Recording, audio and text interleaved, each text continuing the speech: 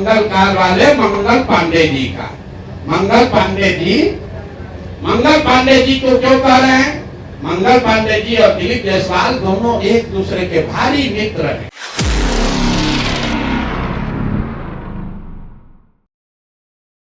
मंगल काल वाले मंगल पांडे जी का। मंगल पांडे जी को क्यों कह रहे हैं? मंगल पांडे जी और दिलीप जायसवाल दोनों एक दूसरे के भारी मित्र हैं। कोविड में जब आप मारे फिर रहे थे, यहाँ के लोगों को दवा नहीं मिला, ऑक्सीजन नहीं मिला, लोगों को दवा डॉक्टर अस्पताल का जुगाड़ नहीं हुआ, उस समय के स्वास्थ्य मंत्री उस समय दिल्ली में फ्लैट खरीद रहे थे। और खरीद कैसे रहे थे? दिलीप जायसवाल जी के मदद से।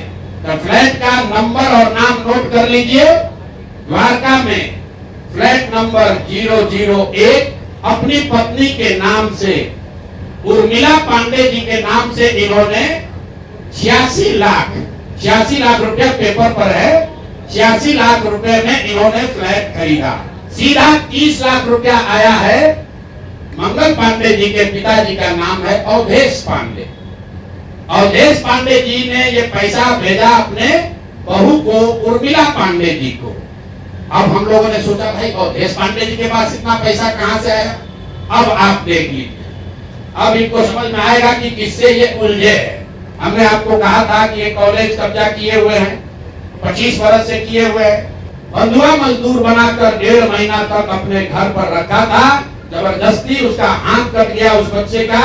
बिहार के सभी अलग अलग दलों के नेताओं को पैसे के दम पर, कॉलेज में एडमिशन के दम पर और कई तरह का प्रलोभन के दम पर अपना सत्ता बनाए हुए। ये मंगल पांडे के लिए हमने कहा ये आदमी कॉन्टेंट बैंडेज में भी पैसा लेते हैं, तो लोगों ने कहा आदमी को क्या प्रूफ है? अनुमान लगाइए। डॉक्टरों से पैसा ले रहे एक बात है, वेंडर से पैसा ले रहे एक बात है। अरे अपने दल के नेता को भी नहीं छोड़ रहे। अपने दल के नेता दिलीप जायसवाल से पैसा लिए हैं, हेल्थ मिनिस्टर रहते हुए, और बजाता हिम्मत देखिए, बैंक से लिया। आरटीजीएस का डिटेल है।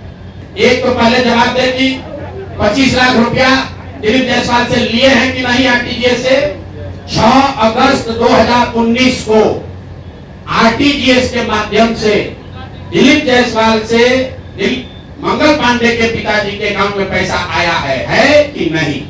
और जो पैसा आया उस पैसे का इस्तेमाल उन्होंने दिल्ली में द्वारका में फ्लैट खरीदने के लिए किया है कि नहीं? तीसरी बात, जो फ्लैट खरीदा गया उसमें दिलीप जायसवाल विटनेस के तौर पर कैसे है ये बताएं।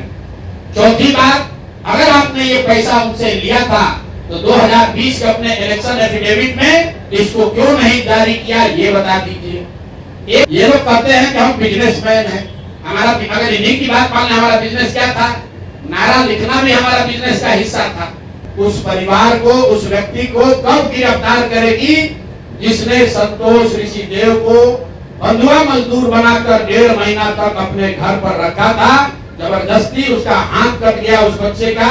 वो इतना त्रासदी में लड़का है कि पुलिस बता रही को ये भी नहीं बता पा रहा है कि किस गांव में उसको रखा गया था। उसको बस इतना ही याद है कि हमको पहाड़ियों के बीच किसी गांव में रखा गया था।